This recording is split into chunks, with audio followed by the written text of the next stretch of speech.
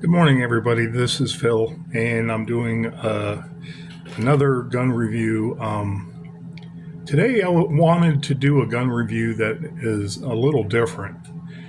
I like archaic guns, and I went back in my collections and I was searching for a gun that I like and why I like archaic guns and the historical nature of them being archaic, having a purpose but might be outdated now with newer technologies, smaller guns, same round capacities, easy use, that you can practice with, and also learn learn and understand, so to speak, how that gun works for your protection, especially because having a gun comes a lot of responsibility. Okay.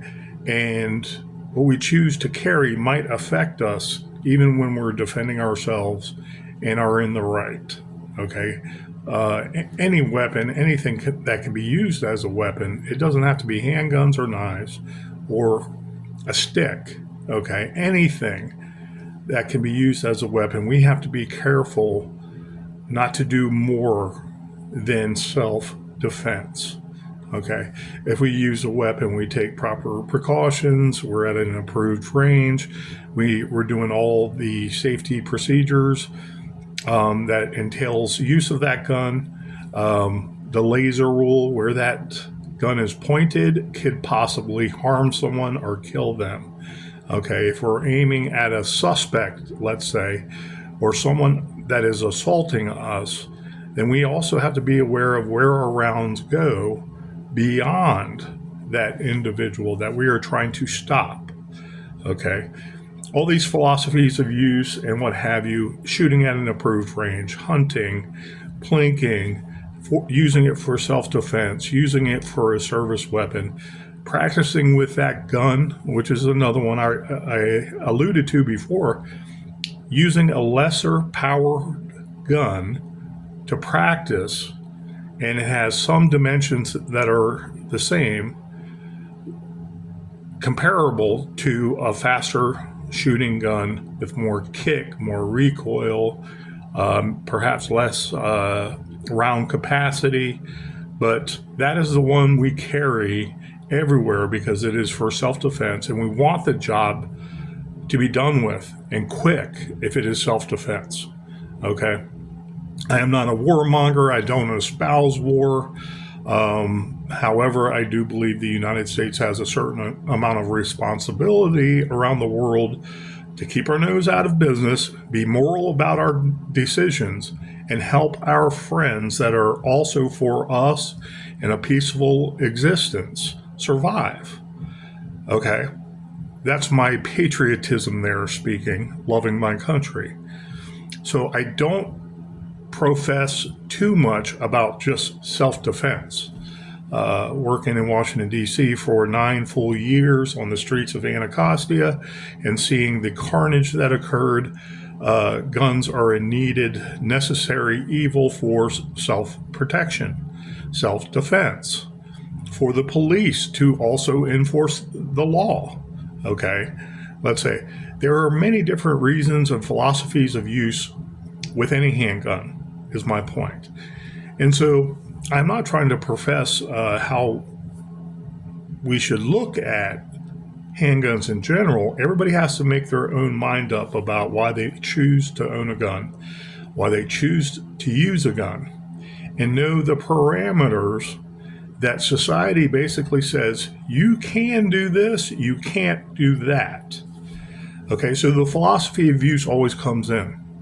However, when I look at guns myself, I look at guns as I may never shoot it. I want to test fire it, make sure it works. I want to have a good idea how it feels. But I'm a collector. I like the historical value of handguns. I like the way a gun looks. Okay. It's kind of archaic. It's kind of goofy, for lack of a better term. And no one really likes it. I can get it cheap. And as a prepper, I take pride in that, looking at a gun I can purchase and make a deal on. Okay. We're reminded of this stereotype.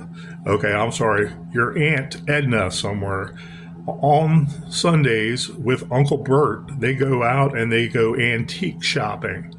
And Aunt Edna loves shopping for antiques. Is it because she needs it? Maybe not. It's because she likes it and she likes to get a good deal on something she likes. And she knows even more so it's a healthy addiction and we're all guilty of it to certain degrees. She's going to talk the gentleman down that's selling that antique, and she's going to get the best deal nobody else got before. Really inexpensive for 1/10 of its price, let's say. I look at it that way too as a prepper. Everything I purchase, I want the most use out of, and I want the best deal. And I hope it's a gem. I hope it's something that I can rely on in the future. And as a prepper, honestly, I purchase a lot of cheap stuff in Temu, for example. And their products were a letdown, especially their clothes, their underwear, their baggy, I want to say khaki shorts that are thin, like sheet material, that you put on your bed, that thin material. And then all of a sudden you wash it one time and strings are falling out everywhere. It's like buyer beware, of course. But you live and learn, and it's like when you prep, if you can afford the good things and you're going to take a bite because it's more expensive, it might be worth it in the long term when you use that product. Well, it's the same thing for handguns, okay? I love archaic handguns that are just cool in their own right. They don't have to be the best, most ergonomically designed handgun. For their time, they might have been all right to pass the mustard. But now, it's like they're archaic. Would you take them to a gunfight? The old saying, don't bring a knife to a gunfight. Okay. Would you take a beater gun to a gunfight? Well, you might have to if you are very poor and you are being smart about it when you use it for that self-defense purpose. Or to brandish, okay, to stop any further escalation, okay? There's numerous unreported incidents like that, and I don't recommend brandishing per se, okay? But again, speaking like a police officer before and knowing rights of arrest, search, and seizure very well, police officers are allowed to put guns on their side when they approach a vehicle. And they're not threatening anybody. They just have a handgun out and it's down by their side because it might be a very, very high tense situation. It's not necessarily a felony stop yet, but for their safety, they have their gun down by their side and they're trying to be discreet about it. It's a bad area. Lots of shootings occur. These police officers have experience in these areas, so they're going by that experience. While perhaps a new citizen moving into that area doesn't know the area like they do, okay? Or someone driving through doesn't know the area like they do. And how they affect arrests from there on out in their experience means a lot in a court of law. So, anyways, when you have a handgun, how are you going to use it? Can you use it for self-defense, most of all? High range. Can you plink with it safely? Okay. Low range. Can you hunt with it somewhere in the middle? Okay. Do you collect handguns? Okay. Which is really down on the low end too, because you love the handguns, you love the history of it. And even if you don't know the history, you know that they were big at one time. And you want to have a piece of that history because other people have them in the back of their collection somewhere. And you got a good deal. You got a good deal. You hit the mark in your preps. You still have money left over to spend for other things for your family, but in your preps. And you're like, Aunt Edna and Uncle Bert, they were on to something, okay? They know junk, and they will buy some junk, especially when it's free, okay? But they will buy good stuff that they really like to certain degrees. And I don't mean like an addiction, okay? Oh, I have to have that. And they start hoarding things. That's unhealthy. We all can agree on that. But with handguns, everything has a purpose with that gun. Why it was made, who made it, how they made it. I want to say how they named it. Okay, how they made a model. The historical value was everybody making guns like that at the time. And this was their version, and it might not have been that good, or it might have been better. And now it's outdated. So, hey, it's a time capsule to the past. There's many reasons why we collect guns. And those are just a few. Okay. Some people are like, yeah, I don't like gun violence. When you have a long conversation with them, you finally get it out. No, not gun violence. No, I hate, I dislike guns. And then you get out. Why? Because gun violence, well, you still have a right to protect yourself because of that same gun violence. And you are not promoting violence just because you have a piece of history or an object that can also, by historical context, save your life in self-defense. So there's nothing immoral about taking the high road, being discreet, purchasing a weapon of your choice. And I say weapon because of my military background. Purchasing a gun, purchasing a knife, purchasing a PR-24 for your self-defense.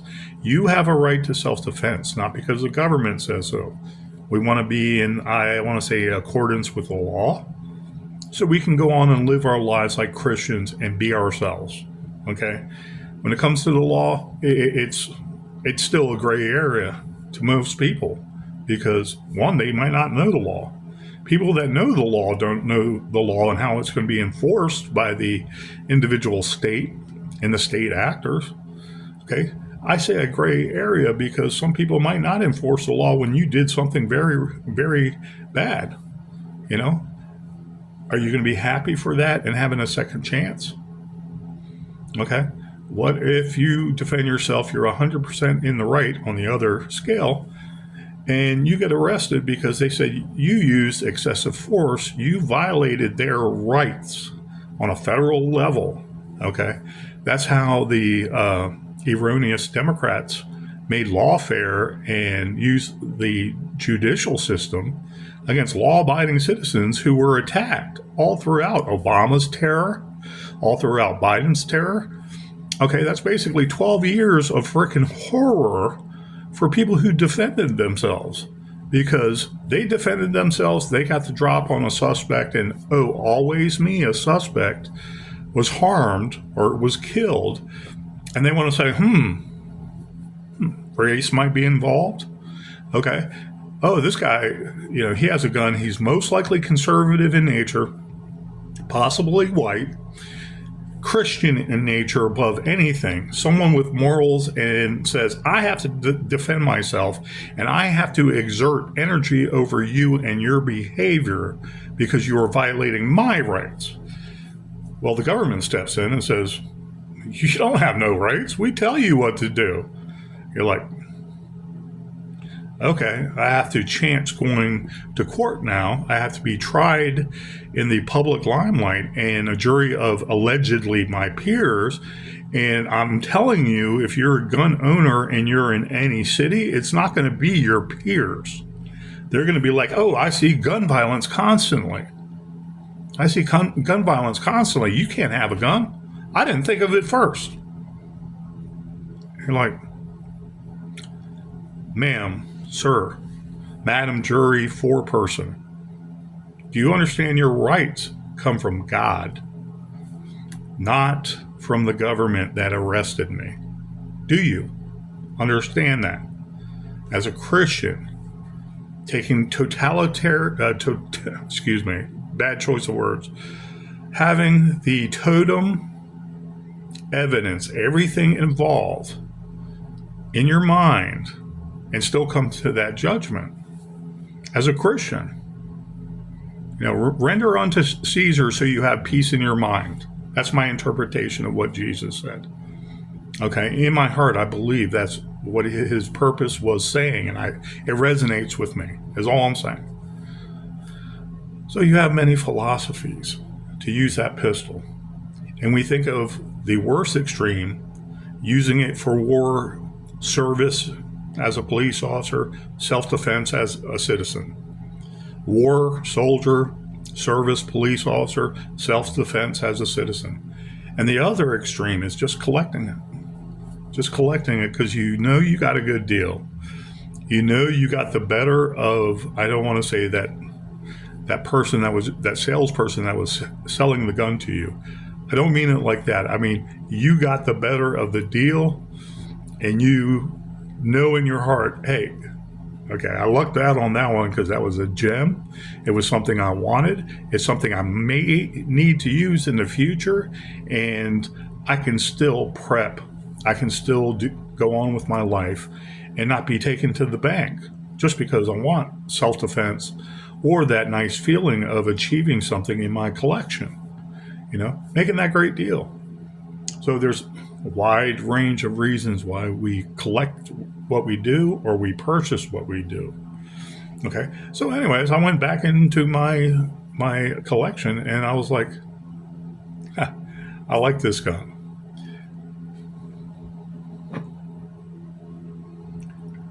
The model EAA 380 FT. Now, I did some research and Tanfoglio made these. Okay. I don't believe Tanfoglio is necessarily out of Italy. I thought it was Spain, but I might be mistaken. They were imported by EAA Sports. And they were imported throughout the 80s and 90s. And probably still do import 380 pistols like this.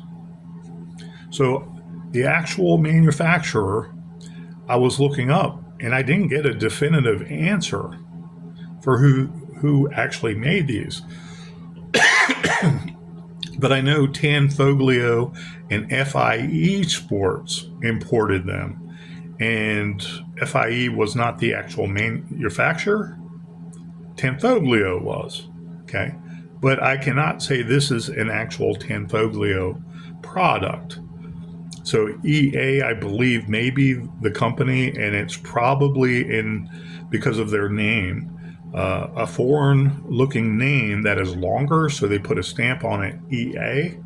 And if it's model EA 380 FT, then maybe the EA is for the company that they contracted with to import into America, which is EAA Sports. Okay. And distributors. And I looked at this and I'm like, this is like so 1970s cheesy that looked high class in the 80s, 70s and the 80s. It's gold slide. It has the Beretta look of the barrel. This is a fixed barrel. And I owned a gun just like this, an FI.E Tanfoglio 380, back in the 1990s as a police officer. I recovered these on the street too, all kinds of different colors or what have you. And there's a flower painted on there on the grips, which I guess comes with the grips. And I don't know if it's aftermarket. I don't think it is. Okay. Some hand oils are denigrating the bottom half here. You can see kind of fading. Nothing wrong with this pistol. So going over some of the specs on camera, this has 3 safeties. Okay. It has a hammer block safety right here. And this gun is unloaded, and I'll unload it again when I do the barrel check. This has a hammer block here. Okay. And right here, this lever goes down here. With the magazine in, the hammer will still go forward when you pull the trigger, but there is a block that is supposed to pop up right there and keep it from hitting the firing pin that is inside the slide. Okay, so this is a hammer fired, basically internal firing pin mechanism. Okay, so you have the hammer block here, and I wouldn't recommend this anyways. Okay, not speaking of dry firing, but you never know. Okay, always triple, quadruple check your handgun. And I already checked this, and the hammer will go forward, but allegedly it's not going to strike the firing pin, is my point. So it went forward. Okay, there's a bar there. We should be able, just by history and knowing most handguns that I collect, okay, when you turn off the safety, you should see movement of the hammer going forward slightly. Okay, so the safety is engaged. We're going to push it upwards. I believe it went forward just a hair. Okay, and so when you see red, you're dead. It doesn't come out on the camera too well, but there's red there, and there's red there in the dot. Okay. Theoretically, if we racked around in the chamber right now, it'd be ready to fire. Unless from the bottom, you push this lever backwards and pull out the magazine release. Typical of that style from the Europeans, especially the Italians, in the past. You push this back and remove the magazine. So you're not doing a quick mag dump or tap rack bang to clear a stovepipe or a double feed with this pistol. However, this is a gun you would take to the range and plink with and enjoy, but you have to understand the 3 magazines. I'll pull back the hammer. No magazine. This should not work. Both safeties on top. The hammer bar safety and the main gun safety here all disengaged. So the magazine safety, when you remove it, is the 3rd safety. Okay, and to double check this again, no round in this pistol whatsoever. I don't have any ammunition near me for a 380. Okay, both safeties are, I'm sorry, and will not fire. Okay, so we put in the magazine. It's 7 plus 1, so it's 8 rounds of 380. If you had a nice holster, you can put this gun in, and you were carrying around, you went to the ranch, you'd start a conversation about something like this. Let me make sure that hammer is still back, so we can put all the safeties on. Nothing's going to happen, even with the hammer back. Okay, 3 safeties. 2 of them manual, and 1 of them the magazine release safety. Whatever they choose to call it nowadays, but it's basically removal of the magazine, won't fire. So this very heavy metal gun, I want to say sturdy metal.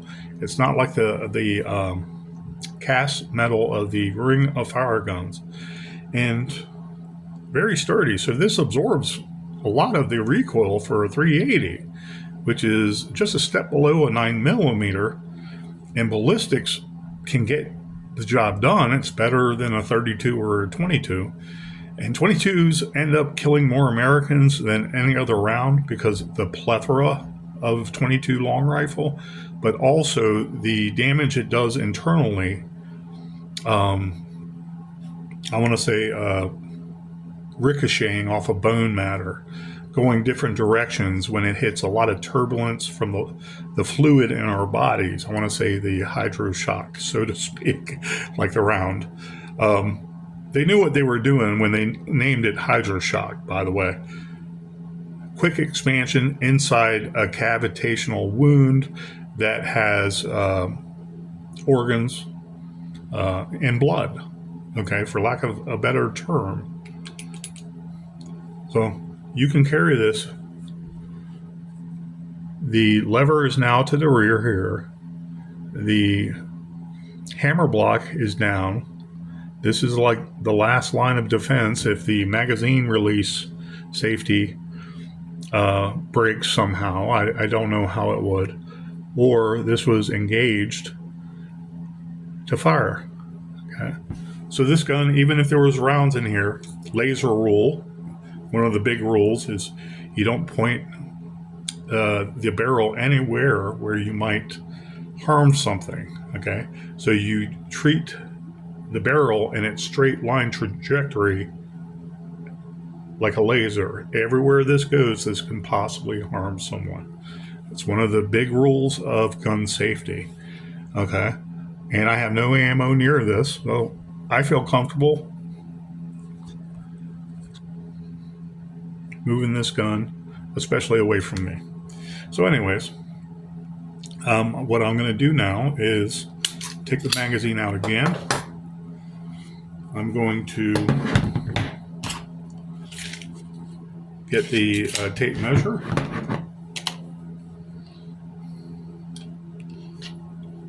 And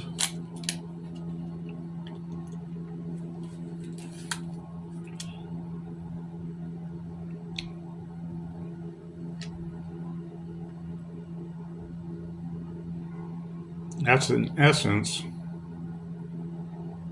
is the barrel sticking forward more? That's in essence a 3¼ inch barrel. Shooting a 380, an average 380, that's probably close to 900 feet per second. It's underpowered compared to the 9mm by sheer velocity alone by 200 feet per second. The round is, I haven't seen too many hollow point 380s, but rounds. I know they exist for cavitational damage, and you don't want your round or any round to go in your target and out and hit somebody else. So you are seeking the ammunition for self-defense that expands quickly, and all the energy is put into how it stops that quick or how long, up to about 12 inches, of course, through the target. Lack of a better term, the gel that many shooters use to test what will happen. If you're an avid gun user and you go to a private property, okay, you can, by finding targets and putting targets out there to shoot, you can determine a lot by just blinking and knowing what the round does to that material, if that makes sense. You don't have to buy ballistic gel like you're an FBI investigator and you're testing out these rounds and see how they expand. But it might be a good idea with your main battle weapon, your main weapon you want to carry every day. Sure, if you can afford it, that might be a prepping tool, or buying the gel. Maybe it comes in a powder and you mix it with a certain water, you let it set overnight. You do a torso of some sort and you put some, I don't know, put some branches in there, okay, to resemble bone, and you test how your rounds go through there. Sure, if you can afford it and you have the setup to do that on your own range, and it's not cost prohibitive, it is actually cost effective to do that, then you're taking the responsibility to know what your round will do when hitting, I want to say, any material, even flesh, and you know you don't want to harm anybody. Okay, that's you being smart about your weapon. However, I've never done a gelatin, FBI gelatin test or anything like that, and I love seeing them on the videos. They're very informative. I'm of the mindset, though, however, once one round goes in a big block like that, to me, as a scientific test, it's already affected for the next rounds after that. That's just my opinion on it. But you'll see a block of gelatin, a couple feet long, and you'll see all these lines through it. And they're testing out the different ammo with one block of gelatin. And okay, it might not be affected that way, but technically, if you were a scientist, you might say you have to do a round with each round. You have to use a brand new block of gelatin to make sure that you have the appropriate, I want to say, parameters, for lack of a better term, in that study. So it's like something I just discard, and I'd rather go out to my own range and throw some. A lot of people take like an old washer or dryer, put it out there. Excuse me. And they'll shoot rifles and shotguns and handguns at it, of course, from a safe distance. And they'll see what the rounds are doing when it goes through this metal, first couple of sheets of metal on the outside, and before you know it, you have a big piece of junk with a million holes in it. And you have a good idea your round is enough, okay? But you want to be sure where your round goes after that, okay? So anyways, this is the 3/4 inch barrel. Estimations of a 380 can be anywhere from literally 800 feet per second to 1,000. There might be higher charges, powder charge inside the round itself.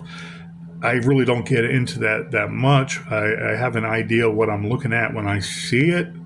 And experience with practicing with those rounds is the best experience, actually, for your preference, but you're also responsible for your preference. And if you're taking these steps, and most police officers will know, detectives especially will know a good shoot from a bad shoot, something that looked like it was prepared for in advance too much, or I want to say that person defending themselves were expecting violence because they had an argument with some dude, and they were going back looking for trouble, and then they pulled out the gun and shot this person that was about to get in fisticuffs with them. That's premeditation. Okay, people need to understand that. That's malice aforethought, where you're planning ahead of time to do wrong. Okay, especially to somebody else. So these philosophies of use, again, if we have the moral high ground, especially in our spiritual sense, okay, whatever your religion is, mine is Christianity, then our rights come from God. I know that. The government never gave me a freaking right. I'm glad they're there to make sure other people remember that. But it's like the saying, guns don't kill people, your sons do. And I heard that saying before, I want to say on a talk show, conservative talk show, and I was like, yeah. Someone would say, what? My son didn't even do it. It's like, there you go, right there. That's the problem, okay? The society we have in a lot of our cities is one mother, where's the father? Your son is out there slinging crack or doing no good, drinking all day and chasing hoochie mamas, and then he gets caught in a crossfire because he's always out on the street, not bettering himself, educating himself. I want to say also doing charity work for the local churches, helping out his community. Then it is your sons. It's not our guns. Okay. Philosophy of use. We want you to protect yourself too. Ma'am, sir, have you thought about that? Okay. You respect my rights. I respect your rights. And we can carry even a gun like this. That works. I've not collected, excuse me. I've recovered quite a few of these when I was learning about all the different guns out there that the criminal was using, and they would use anything for self-defense. Okay, they didn't want to be caught with their pants down, so to speak. And there's a drive-by, and they have new visible protection for them. This is not the best gun ever to use for self-defense. How would you carry this? Okay.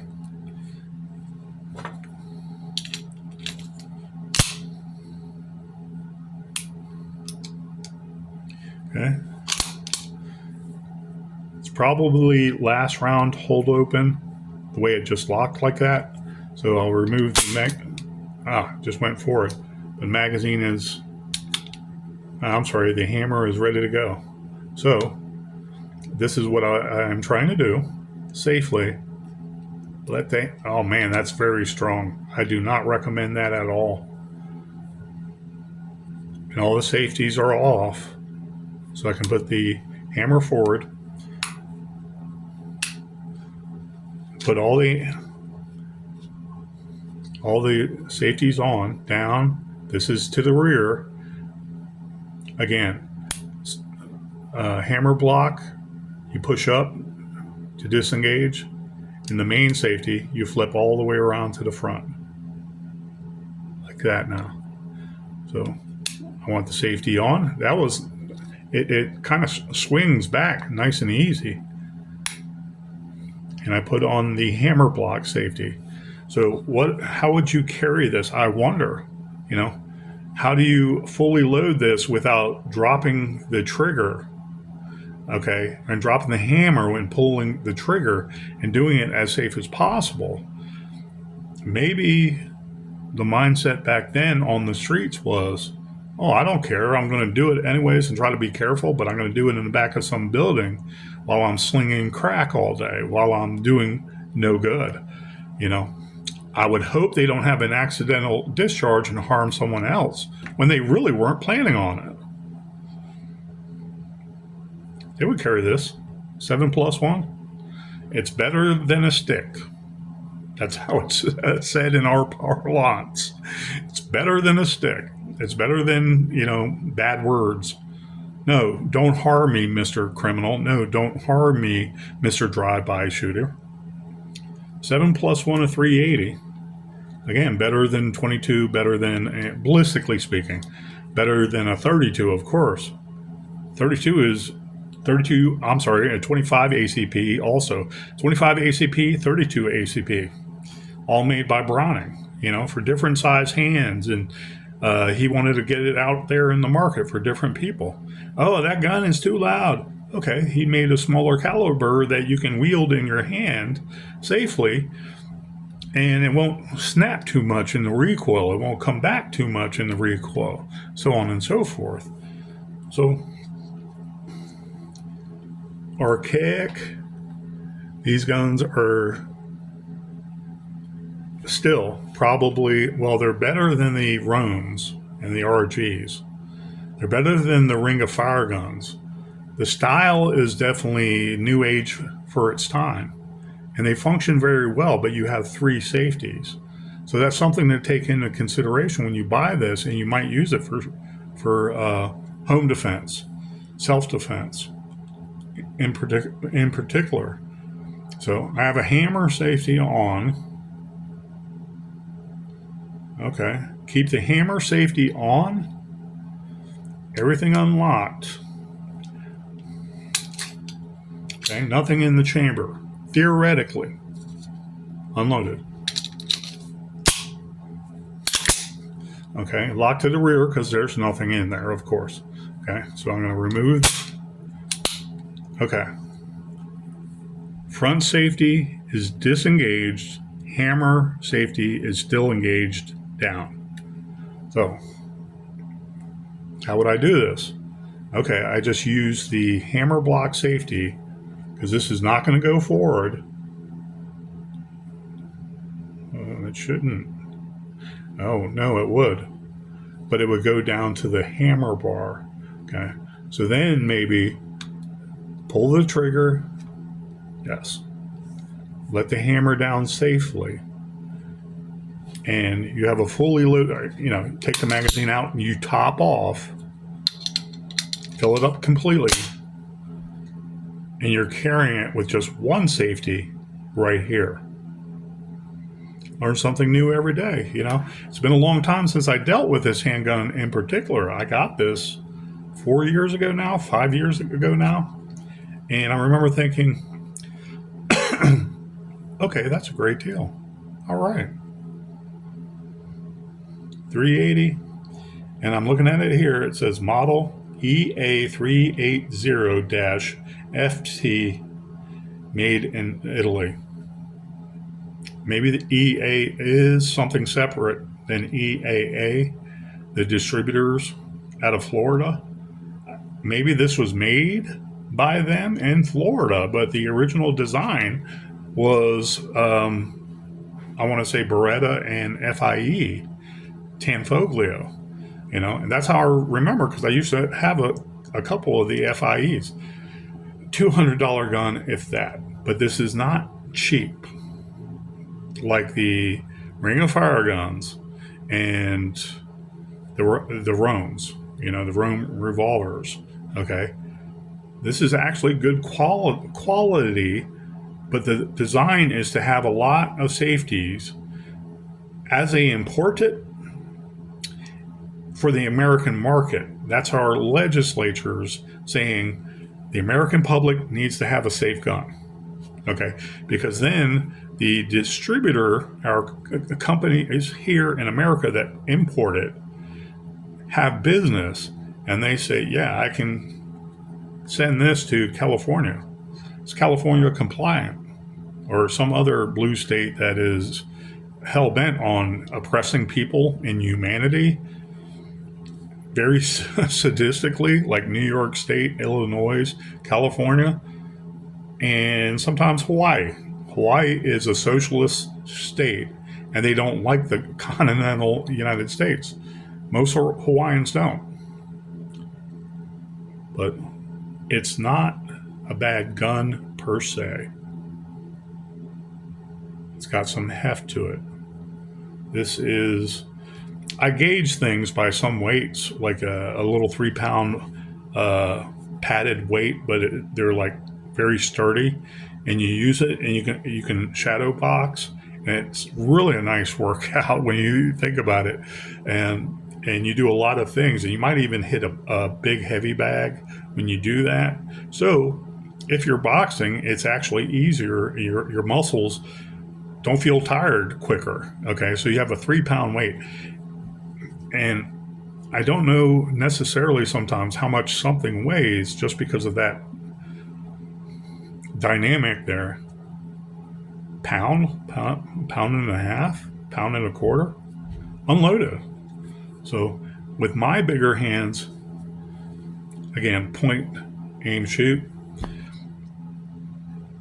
little to no kick, I can wield this and feel comfortable shooting it all day.